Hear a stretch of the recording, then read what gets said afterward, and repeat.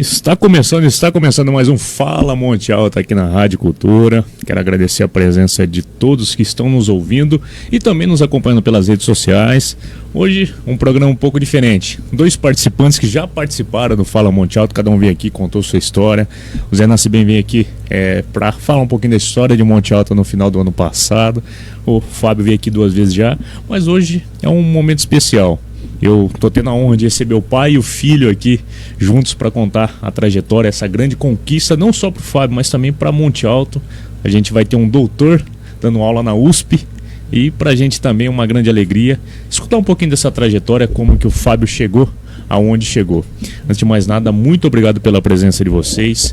Zé Augusto, muito obrigado por ter vindo aqui hoje e compartilhar junto comigo a história do seu filho. Boa tarde, Lucas. Boa tarde a todos os ouvintes e aquele que nos assiste pela rede social. Estamos aqui, agradeço o convite formulado. Sempre quando possível a gente se coloca à disposição. Hoje num dia especial, da qual vamos estar focando. Dr. Fábio. Doutor Fábio, muito obrigado pela sua presença aqui hoje, compartilhar conosco um pouquinho dessa trajetória e como você chegou a ser um professor da USP, levando não só o seu nome e o sobrenome do seu pai, mas também a cidade de Monte Alto para Novos Horizontes. Muito boa tarde, Lucas. Eu agradeço ao convite e estou à disposição para a gente bater esse papo, então. Para você que está nos acompanhando pelas redes sociais, você pode mandar um comentário através do Facebook, mandar uma pergunta, uma sugestão, um agradecimento ao Fábio, ou o nosso WhatsApp, que é o 3242-1258. Zé, você que mais do que qualquer pessoa acompanhou desde o início essa trajetória do Fábio, você se lembra como que ele começou no mundo dos estudos? São 2 filhos, o Flávio, que dia 23 completou 40 anos, um abraço a ele. Ele que trabalha na Origem Contabilidade, tem 2 formações acadêmicas. E depois vem o Fábio, que está com 32, em breve já vai completar 33, a idade de Cristo, né, que esteve na Terra, né? E os 2 sempre foram muitos estudiosos, né? E a gente fica muito honrado, porque eu também, com muita luta, consegui fazer um curso superior. E depois fiz alguns cursos técnicos. E sempre a meta de qualquer pessoa é ver alguém progredindo, principalmente familiar. A gente vê também os amigos, a gente quer que todos, né, os montealtenses, a região, esteja sempre progredindo, né? E a gente via nos 2 um potencial muito grande. O Flávio já se direcionou para a parte de contabilidade, da qual ele trabalha na Origem Contabilidade. E o Fábio já trilhou para os estudos acadêmicos e pesquisas, da qual ele começou a ser destaque aqui em Monte Alto, no SESI, da qual ele já foi destaque aqui e depois não parou, mas eu vou deixar para ele já falar um pouquinho, porque quando ele era residente bem próximo ali da Rua Bahia, onde ele começou no SESI, e ali na formação, no dia da formatura dele aqui no Clube Recreativo Municipal, ali já apareceu o nome dele e de outros sendo destaque, e da qual ele tinha já passado na ETEC Taquaritinga. Isso aí na sua adolescência, Fábio, se lembra desse momento, desse período? Foi na formatura do fundamental, né? E aí eu fiz o vestibulinho da ETEC Taquaritinga à época e fui fazer o ensino médio, isso foi em 2009, salvo engano agora, 2008 para 2009. E aí eu cursei o ensino médio em Taquaritinga, fiz os 3 anos, né? E aí a gente segue com a trajetória ao longo do nosso bate-papo. Gostaria também de agradecer na técnica o amigo Caê Cristiano, que está ali no controle de som, de imagens. Daqui a pouquinho a gente vai começar a passar as imagens. Ele foi para Taquaritinga e ali já se projetou. Ali ele conheceu um professor que direcionou a vida dele. Fala do senhor Darcy. Fábio, se você pudesse chegar só um pouquinho para cá, que você está meio fora da imagem. Desculpa. Isso, muito obrigado. Eu tive como referência um professor, aliás, todos os professores desde o SESI até anterior, todos foram muito importantes nessa trajetória, mas teve uma afinidade por uma questão de eu ter gostado muito da disciplina, né, e da didática, de como ele atuava, que era o professor Darcy, professor de Química, que ele me chamou bastante atenção pela sua didática, pela forma profissional com que ele atuava. E aí o que aconteceu é que no meio do segundo ano de ensino médio abriu o curso técnico em Química, porque a escola técnica ela tinha desde do ensino médio e era fortemente recomendado que todo mundo escolhesse um curso técnico. Não era automático, tinha que fazer novo vestibulinho. E lá tinha informática, alimentos, que se aproxima de química, mas é um nicho específico da química. E aí, por força do Darcy, que à época ele era coordenador do ensino médio, ele pleiteou junto ao Centro Paula Souza e conseguiu montar a primeira turma de química da ETEC. E ele foi representar um dia em Taquaritinga, na Câmara Municipal, da qual ele recebeu, representando todos os cursos técnicos, um certificado. Caê, passa para nós aí o certificado que ele recebeu. Pela primeira vez, um aluno de fora de Taquaritinga recebeu como aluno exemplar. Isso foi dia 6 de dezembro de 2010, com o prefeito, a Câmara Municipal, com os pais, com os corpos docentes de todas as escolas. Por quê? Ele era de Monte Alto, mas tinha também Guariba, Dobrada, Cândido, Fernando e demais cidades aí vizinhas, e ele já recebeu. E naquele dia o diretor chegou em mim e falou assim: "Você é o pai do Fábio?" Eu falei: "Sou." Falou: "Parabéns." E vai longe. E hoje também os dois são falecidos, né? Tanto o professor Valmir, que era o diretor, quanto o Darcy. Então são duas referências. E aí eu fiz 2 anos do curso técnico, e o último semestre ele coincidiu com o primeiro semestre da universidade, né? Quantos alunos tinha na classe? Não, acho que era 40 alunos. Ele foi o único a passar no Instituto de Química de Araraquara, dentre todos os alunos que direto, foram competir sem cursinho, sem nada. 30 vagas no estado, tá? Na Unesp Araraquara, que é uma das referências em química, da qual ele passou e começou a cursar lá. Ele já tinha fechado o ensino médio. Mas com um detalhe, né? Depois, se o Caê puder colocar, a gente... já adiantando, já que eu comecei, quando eu tomei a decisão de não trancar o curso técnico, porque faltava um semestre, praticamente só o TCC, e então eu cursei em acumulação com o primeiro semestre da universidade. Entrou na faculdade cursando o ensino. Eu saí à tarde aqui de Monte Alto, ia até Taquaritinga, na hora do almoço, subia a pé da ETEC até na antiga Peixe, onde ele pegava o ônibus de Monte Alto para Araraquara. Ficou 6 meses fazendo isso, tomando chuva no escuro, né? Porque tem períodos que tá claro, tem período que tá escuro. Ele enfrentou toda essa realidade de 6 meses, tá? Mas é um período da universidade, período dos estudos, que às vezes a gente fala assim, mas será que realmente vale a pena, né? A gente olha a dificuldade que às vezes a gente passa fome, frio, chuva, enfrenta toda uma diversidade e é uma coisa para conseguir, né? E é uma mudança cultural muito drástica, porque acho que se alguém dos ouvintes passaram por isso, é uma mudança grande. Apesar de eu ter tido uma formação boa, né? A ETEC, o SESI são ótimas escolas, mas a universidade ela traz um fosso, né? Aí tinham professores que falavam, né? É o teste de fogo. Aqui é onde muita gente vai abandonar. E é isso. Porque, por exemplo, a química do ensino médio ela não tem nada a ver com a química do ensino superior. É uma outra forma de pensar, né? Então foi uma você se vê em um novo mundo, né? É completamente diferente do que você já vinha sendo acostumado, né? Até do ensino técnico para a universidade também tem uma diferença. O ensino técnico é voltado para a indústria. Você vai ser treinado a pensar processos em indústria e laboratório, no caso da química, né? Treinado a pensar processos, esse é o ritmo, né? Agora a universidade ensina a pensar os porquês. Porquê do processo, né?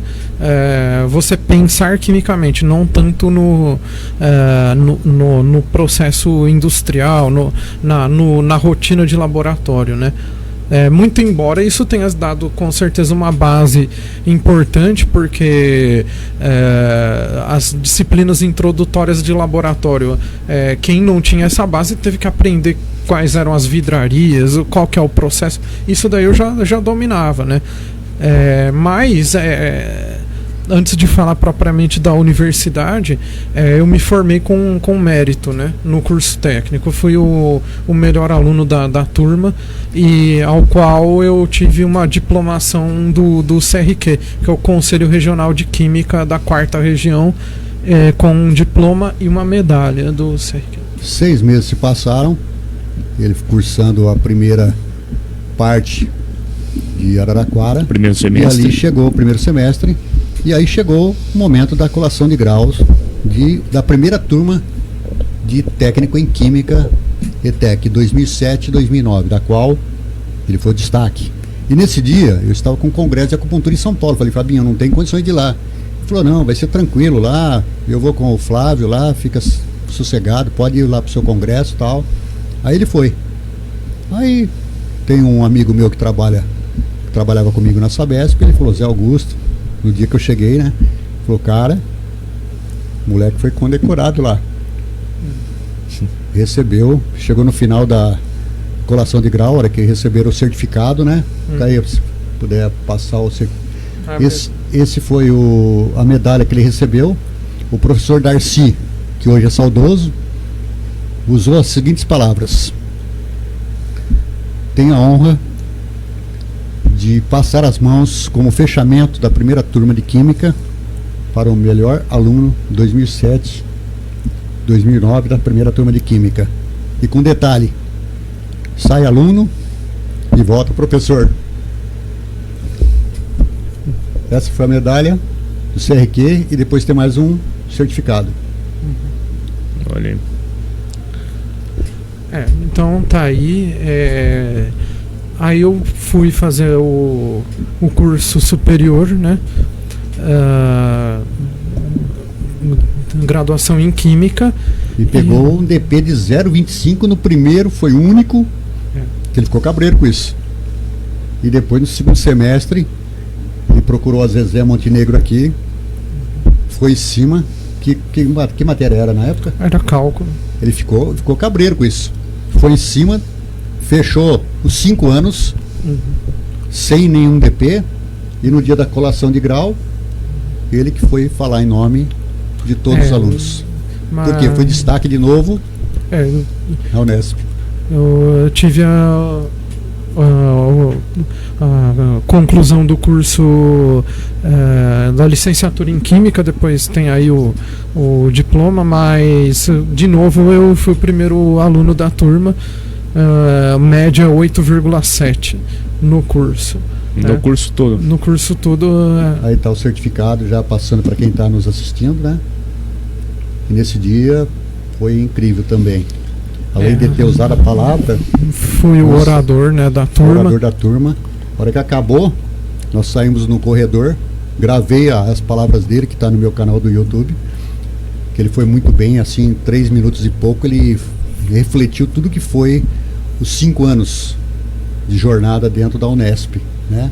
Mostrando não que só era flores, não era só momentos, né? Era de largar a família, largar a cidade, enfrentar viagens, ter o curso, passar por provas, que aquele detalhe, né? É muito puxado, não tem aquele detalhe assim. Muitas das vezes ele até comentava, né, que não entendia a matéria e chegava o professor, pode nos explicar melhor sobre isso? Pega o livro tal, de página tal a página tal, que você vai entender. E ia tocando a bola para frente, né? Quer dizer, é um conceito totalmente diferente e exigente, né? Fábio, a gente vive numa sociedade onde a média é aceitável. Ser mediano é aceitável. A gente vive numa sociedade assim. Você, em todos os lugares que passou, sempre buscou a excelência. Ser excelente na sua escola, no curso técnico, na faculdade. É um doutor agora e excelente no que vai fazer. Qual conselho você dá para as pessoas que se acostumaram com a média? A média, qualquer um pode chegar. Então você vai ter uma grande concorrência. Agora, se você busca excelência, o topo são poucos. Então é isso que a gente tem que perseguir. Não quero dizer com isso que é uma busca desenfreada, mas a gente tem que buscar o aprimoramento diário. E assim, não querer estimular a competitividade, mas a gente tem que ter como ambição, tem que ter culhões de querer ser melhor a cada dia. Pra gente mesmo, não para competir com os outros. Eu nunca tive a ambição de ser o melhor da turma, isso, aquilo, mas ter culhões de querer ser o melhor profissional possível, né? Até um vídeo famoso do Clóvis de Barros, né? Acho que todo mundo já ouviu aquele vídeo que ele fala, né, que a pessoa tem que sentar a bunda na cadeira e estudar, não tem outro jeito. E por sinal também professor da USP do departamento de filosofia, né, que ele diz justamente sobre isso. Não tem outro segredo, a pessoa tem que buscar um aprimoramento próprio para ela, não no sentido de você querer ser melhor do que as outras pessoas. Mas também tem um detalhe. Quando a gente fala, se formou na graduação, a universidade ela traz muitas possibilidades para a gente. E a gente tem que estar aberto a aproveitar delas, né? E desde o segundo ano eu comecei a fazer iniciação científica, fazer pesquisa, e participo de grupos de pesquisa.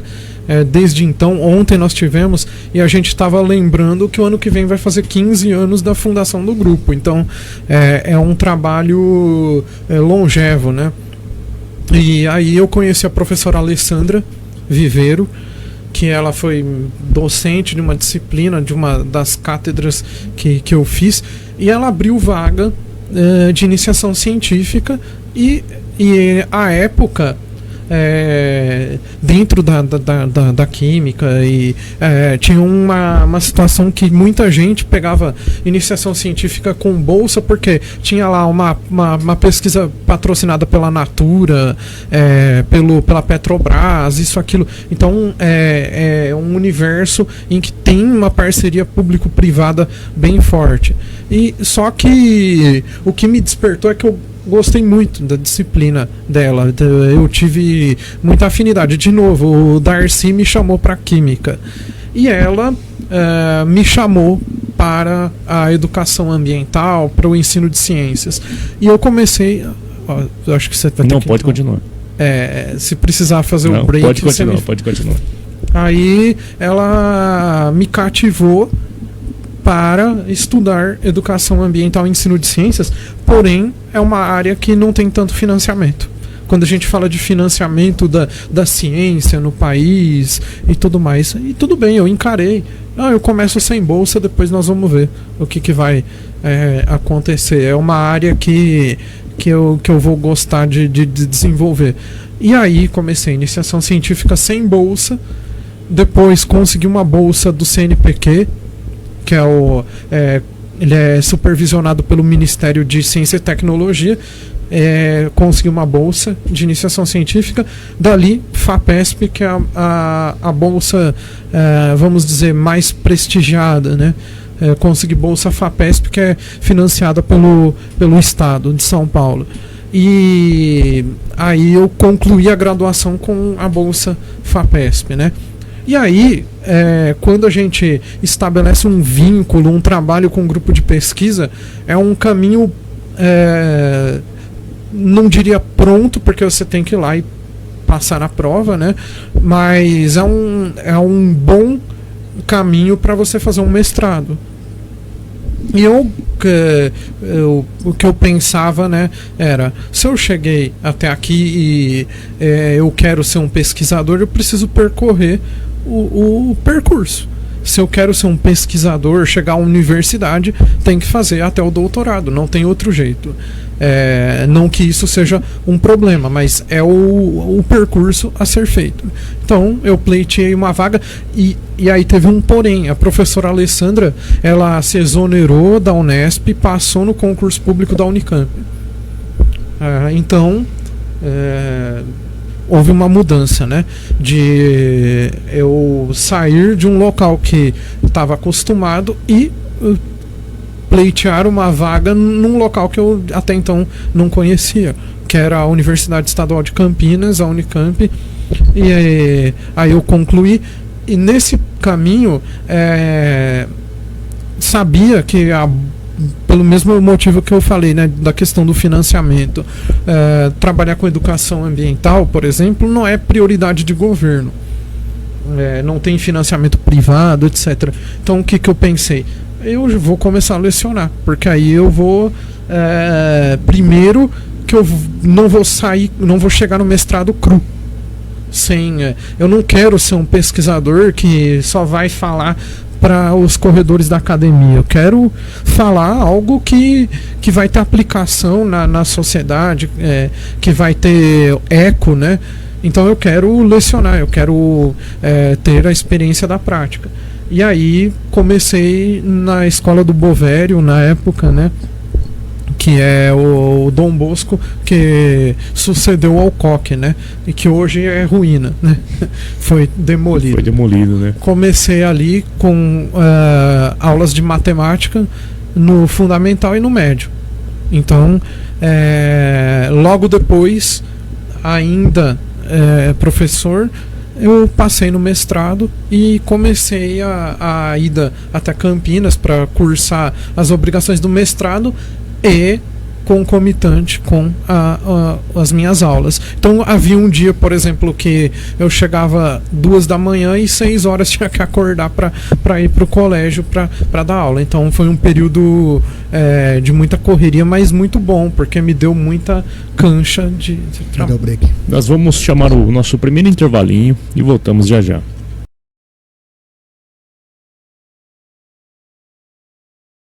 Agora são 13 horas e 25 minutos, estamos recebendo aqui os Nascibens, né? O pai e o filho estão aqui contando um pouquinho da trajetória do Fábio, que agora, um pouco mais de 60 dias, será o novo professor da USP. Já é professor, mas começará a dar aula daqui a uns 60 dias. Está contando toda essa trajetória de lutas, de vitórias, de percalços que teve que sobrepor durante o caminho. O Zé vai comentar um pouquinho também de alguns períodos que ele se lembra que o Fábio enfrentou, né Zé? Ele estava comentando que ele começou dando aula na Dom Bosco, com o Claudinho Bovério, de matemática, porque ele é formado em química, né? Pode dar aula em física, matemática, ciências, e é isso, né? Eu tenho habilitação para matemática, física, química e ciências no fundamental, né? Perfeito. E nisso ele começou no Dom Bosco. Depois ele, quando já estava na Unicamp, ele deu aula na ETEC Monte Alto, de física, substituto. Sim. Por um período aí, depois o professor voltou e tal. Aí vem aquele de encontro que o Darcy, o professor dele, falou que ele saía aluno e voltaria como professor. Voltava professor. E ele voltou. Ele passou em vários concursos, né? Eles queriam dar todas as aulas. E ele estava com uma bolsa da Unicamp, mas ele tinha só condições de dar 8 horas aulas. E ele permaneceu dando as 8 horas aulas. Então, quer dizer, a coisa acadêmica começou em Monte Alto, foi para Taquaritinga, né? E passou um tempo depois ele foi para a Unesp Jaboticabal. Só arrematando, né? Então teve esse período do Dom Bosco, aí teve o processo seletivo da ETEC Monte Alto, ao qual eu comecei a lecionar física.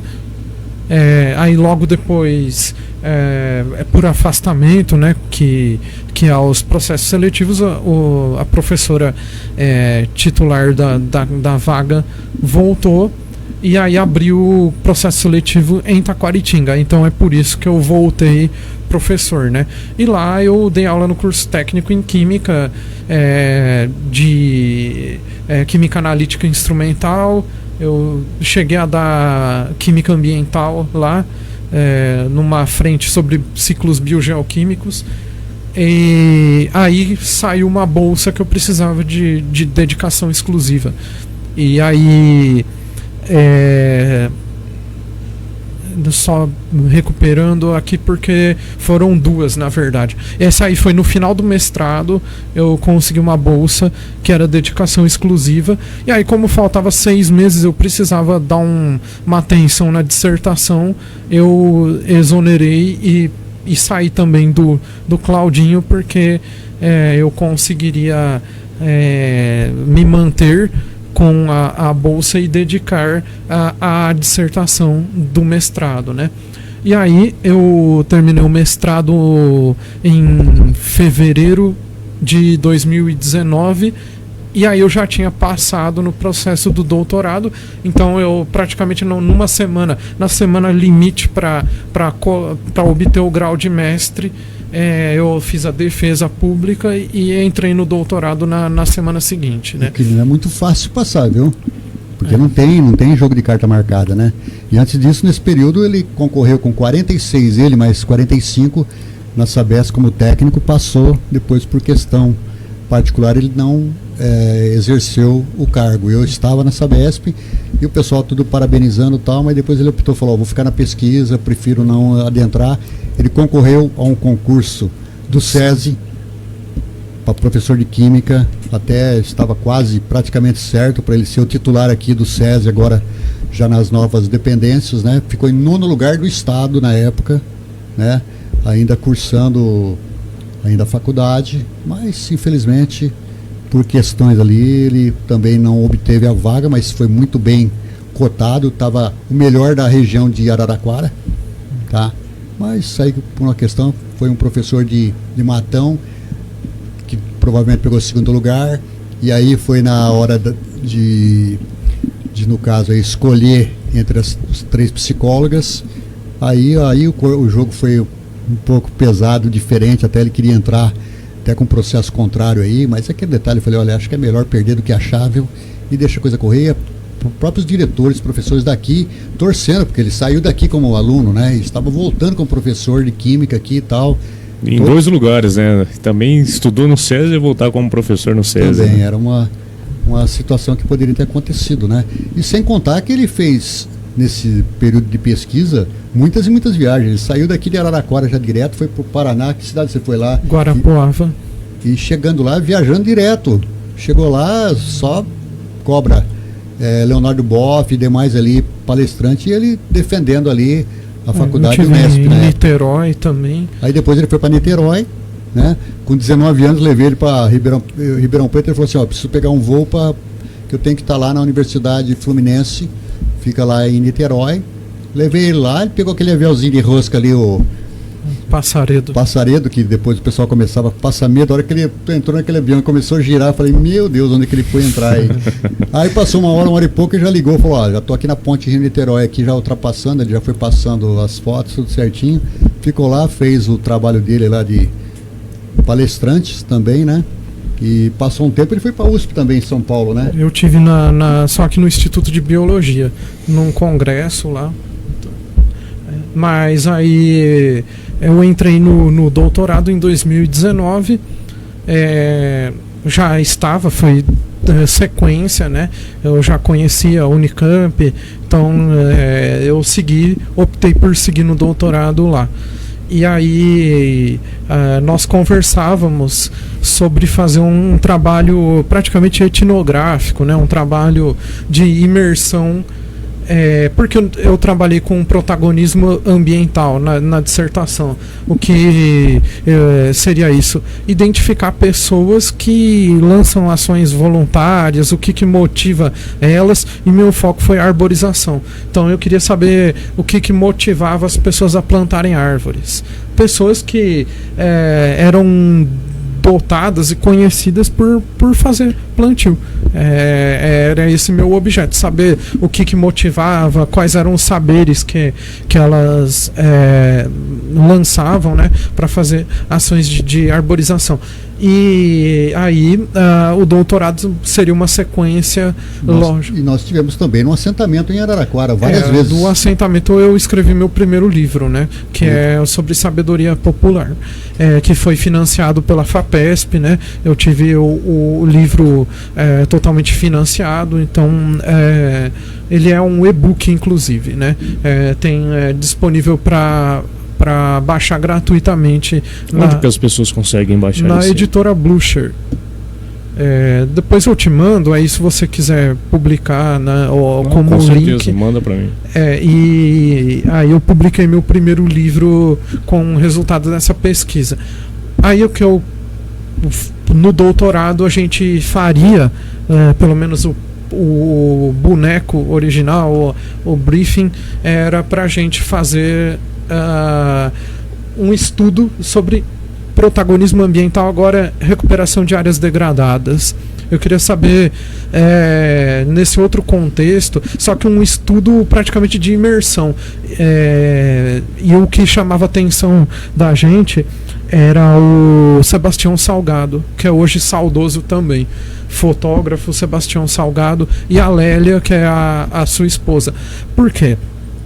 O Sebastião e a sua esposa, eles recuperaram uma área totalmente degradada pela Vale do Rio Doce, lá em Minas Gerais, e transformaram em RPPN a área, né?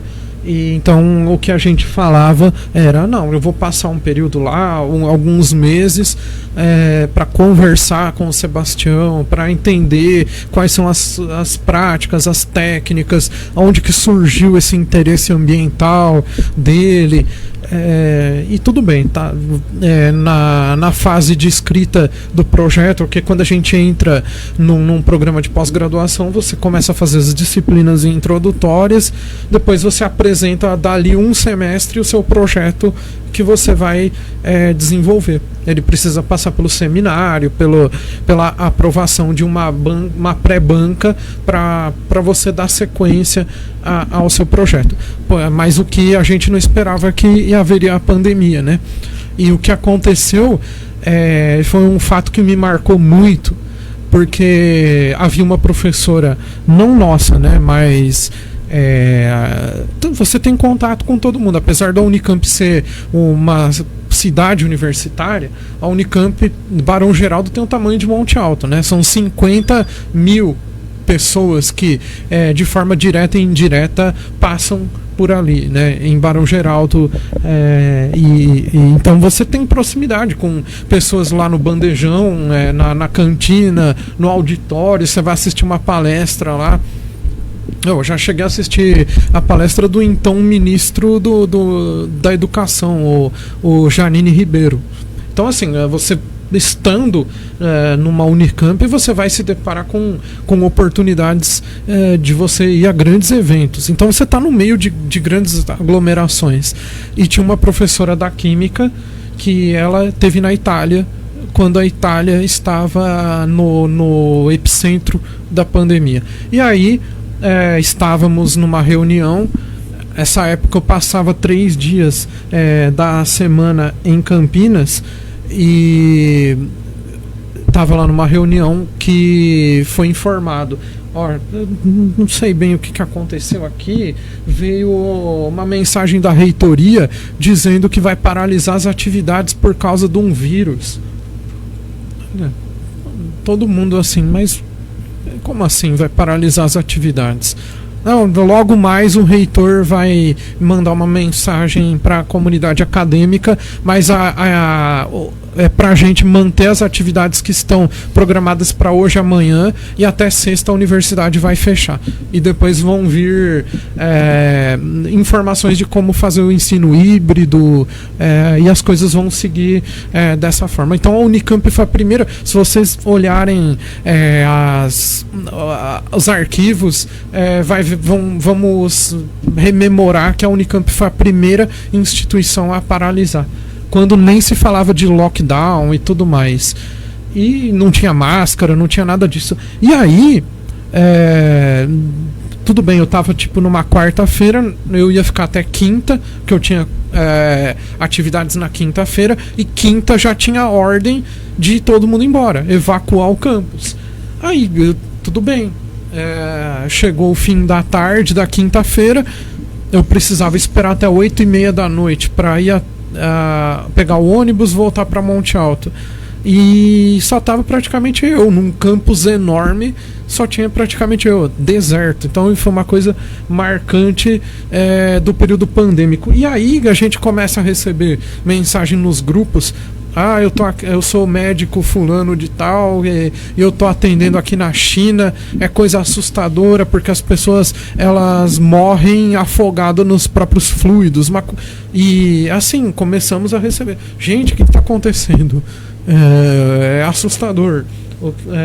Então foi um período muito trágico da história da humanidade. E aí, falar, né? Bom, eu tava com uma ideia de fazer uma imersão com o Sebastião Salgado. Nós vamos para o nosso segundo intervalinho e voltando já já você já fala da imersão. Aqui com Fala Monte Alto, agora são 13h44. Estamos recebendo José Augusto Nascimento, Fábio Nascimento, Dr. Fábio Nascimento, próximo professor da USP, está contando um pouco da sua trajetória. Agora ele vai falar como que ela é meio que a conclusão de toda a sua história, como que ele chegou. Parece simples, né? Mas é uma grande história e falta pouco. 2 anos foi o mestrado dele. Uhum. Pode o Caio. Aí foi do técnico, né? É o técnico. Pode passar ele. Aí o mestrado. Esse foi o mestre. Pode pôr também do doutorado.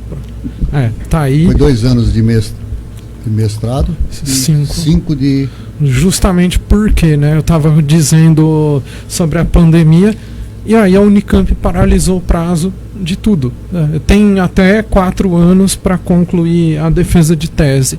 Mas como que você vai pesquisar no meio de uma pandemia que a sua luta é para sobreviver, né? Então foi uma situação muito... uma atuação da Unicamp que foi exemplar, né? Ela paralisou todos os prazos, suspendeu as atividades presenciais, deu as condições de todo mundo seguir de forma híbrida, fortaleceu isso. Então foi uma atuação exemplar da Universidade de Campinas. E aí calhou que minha vida profissional mudou 180 graus, né? Porque recebi o convite para ser secretário logo em seguida, no final de 2020, né? Quando a Maria Helena foi eleita prefeita.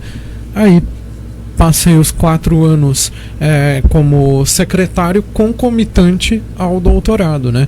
Então eu adiantei muito, a bem da verdade, as disciplinas, as obrigações acadêmicas de banca, assistir banca, uma série de obrigações, seminário, número de palestras, congressos que tem que ir, fazer publicações.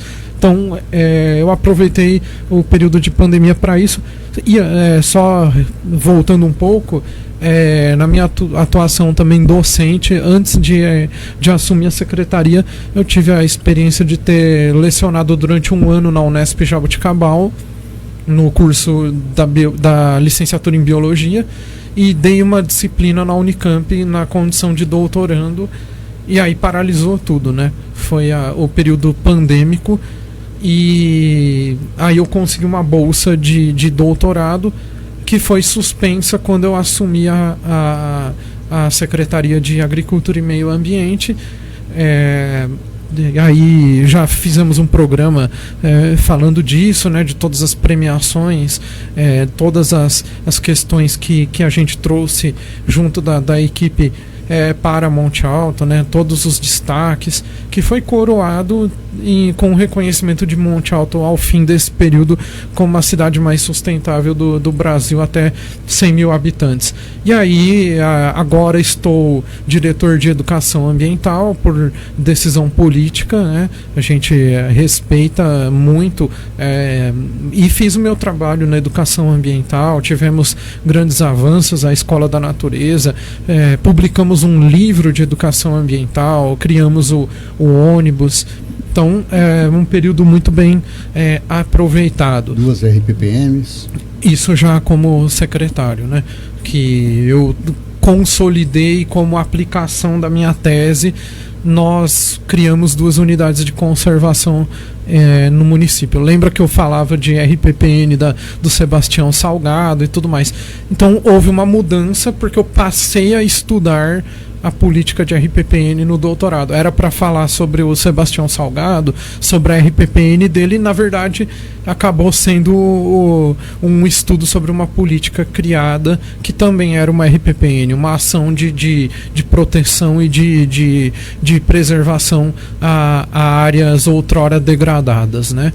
E aí eu concluí o doutorado, que foi concomitante com o período que eu permaneci na secretaria, final de 2024. Aí depois eu me tornei diretor, já com o título de doutor obtido. E aí eu fiquei nesse 1 ano até agora, né, 1 ano e 2 meses como diretor de educação ambiental. E aí eu, lógico, como recém-doutor, você começa a olhar para possibilidades, porque a gente sabe que o ambiente político ele muda de um dia para outro, então não é uma situação que você tenha segurança de e você falar, eu vou seguir a minha carreira profissional nisso. Não é um sonho seu ser o professor universitário. E a questão de ter entrado no ambiente técnico político foi uma consequência, foi algo muito importante, muito enriquecedora para mim. Eu cresci muito como profissional, consegui deixar até aqui legados que vão ficar aí para a cidade, né? 4 premiações no agro. Premiações no agro, verde azul, Brastoa, sustentabilidade, reconhecimento da Bandeirantes, e tantas outras questões que ficarão, que não são tão abstrato quanto prêmios, né? O prêmio é educação ambiental que está aí, físico. O prêmio é uma consequência de um trabalho que foi muitíssimo bem executado, né? E aí eu, naturalmente, como recém-doutor, você começa a olhar para possibilidades, né? E é um trabalho muito árduo, porque um concurso para docente não é você, ele não está te avaliando para você dar aula. É um regime de dedicação exclusiva ao qual aquele profissional ele vai fazer gestão, porque ele pode ser um diretor do departamento, ele pode ser um chefe de departamento, aliás, diretor do instituto, pode chegar à reitoria da universidade. Então ele tem que ter um veio de gestor. Outra questão, tem que saber pesquisar, porque ele vai ser um pesquisador, um cientista. Porque um professor doutor, ele é um cientista, ele vai fazer pesquisa na universidade. Então o professor doutor, ele não vai ficar 40 horas, as quais ele tem da sua dedicação integral, dentro da sala da graduação ou da pós, né? Ele vai pesquisar em grande parte do tempo, lecionar em graduação e pós-graduação, orientar. Então eu vou orientar os futuros mestres, futuros doutores que passarem pelas minhas mãos, pelo instituto, fazer extensão, que é uma prestação de serviços, a aplicação na comunidade. Então as 40 horas acabam sendo até pouco, né, para todas as atividades, que são 4: gestão, educação, gestão, ensino, pesquisa e o ensino, né? E ele começou lá por São André. Eu chegar nisso também, né? Porque agora o tempo já vai É o trabalho árduo de você começar a olhar os concursos que estão disponíveis. Então, o primeiro que eu tentei foi na UFABC e não passei. Sempre foi bem assim, qualificado. sempre assim, a pessoa está sendo medida por outros doutores. É uma competição com outros doutores, onde não tem mais uma questão que você vai ser avaliado por nota de prova, e sim por perfil. A universidade está buscando um futuro colega de trabalho, né? Uma pessoa que vai ter o perfil de trabalhar com aquilo que o departamento está buscando quando abriu a vaga. Aí eu prestei na Unesp Bauru, no departamento de Química, também não passei. E aí eu me candidatei à vaga no IQUSP, que é uma vaga para Química Geral com ênfase em extensão. Então a pessoa que entrasse, ela tinha que pesquisar na sua prática a prestação de serviços à comunidade. Como que a química vai chegar e vai atingir os tecidos sociais, né? E esse concurso aí foi aberto ano passado. A banca de 5 profissionais doutores não aprovou ninguém. Abriu esse ano. Abriu novamente. E ele concorreu com 29, né? E aí lá dentro a gente sabia que ia ser um concurso muito concorrido, só não sabia um detalhe. Foi o concurso mais concorrido eles não souberam afirmar taxativamente, mas possivelmente o concurso mais concorrido da história do departamento. Porque não se forma doutores a balde, né? Não se formam doutores da noite para o dia. É um processo formativo. O Brasil forma, centenas de doutores, talvez milhares por ano, né? E só que vai pulverizar nas 27 unidades federativas. Muitos doutores vão embora para pesquisar em universidades fora, vão passar estágio. Então não temos uma grande oferta, né? Então, quando a gente fala de uma concorrência com 29, são 29 doutores, são 29 pessoas. Tirou a foto quando tava lá. Essa aí foi sacanagem. Foi eu que tirei. Pegou de surpresa? Tava chegando, né? Essa aí foi sacanagem. Instituto Butantan de Química, né? Aí foi o primeiro momento que ele tava chegando para começar a fazer a primeira prova. E aí ele não tinha visto essa foto? Eu passei por ele, mas eu não sabia que eu ia colocar essa foto aí. Aí o que aconteceu é que foi uma semana, prova escrita, aí sai de 29, ficam 6, aí o nome tá lá. Opa, passei na segunda fase. Agora tem memorial, que toda a sua trajetória vai ser julgada com 5 professores. Tinha um professor da Unicamp, 4 da USP. Memorial. Então você publicou, fez isso, fez aquilo, bombardeio. Depois, projeto. O que você vai pesquisar aqui se você for contratado? Eu vou fazer isso. Aí, prova didática. Você tem que dar uma aula sobre um tema sorteado. E aí fiz a aula. E aí na sexta à tarde, do dia 5 ou 6, agora eu não lembro, 5 ou 6 de fevereiro, aí eles decidiram que o meu perfil era o buscado, né? Olha só, bom, nosso programa ele tem um prazo, tem um tempo que a gente tem que respeitar, mas por mim o programa ia até mais tarde, sem problema algum. Zé, eu quero que você aproveite essa oportunidade, a gente tem alguns minutos ainda. Fala pro Fábio o orgulho que você está sentindo nesse momento dele. Bacana. Bom, eu sempre estou direto em contato com ele, quase que diariamente, falando com ele, né? E falo que os limites são abertos. E que ele vem agora, a vida dele agora dá 360 graus. Vai morar em São Paulo, vai estar na melhor faculdade do Brasil, a melhor da América Latina, uma das melhores do mundo, USP Butantan.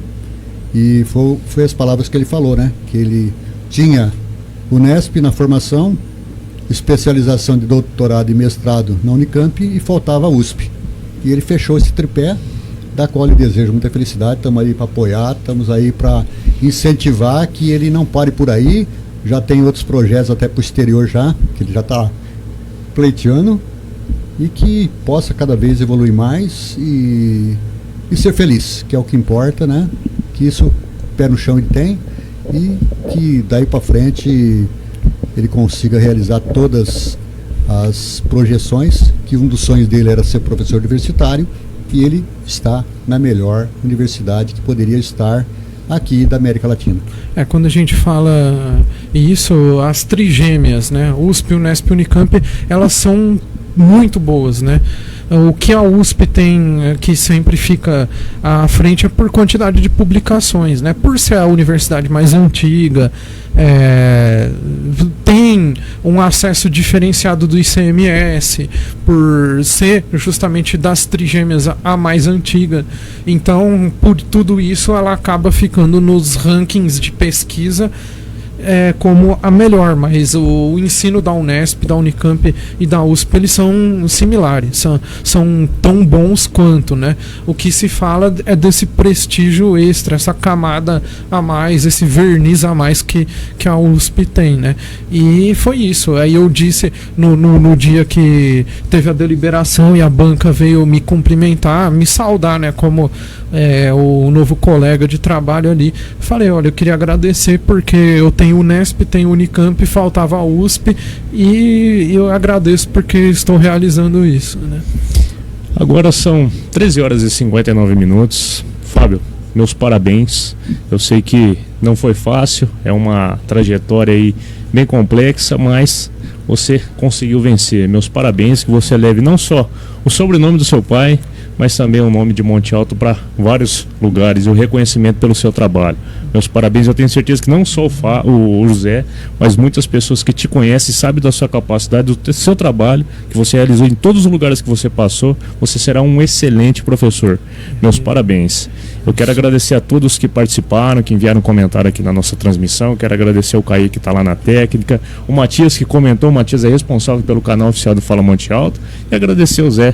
Muito obrigado, Zé, sempre o meu parceiro aí, sempre que a gente precisa de alguma coisa a gente está se ajudando. Fábio, muito obrigado e boa sorte, e a todos um forte abraço e até mais.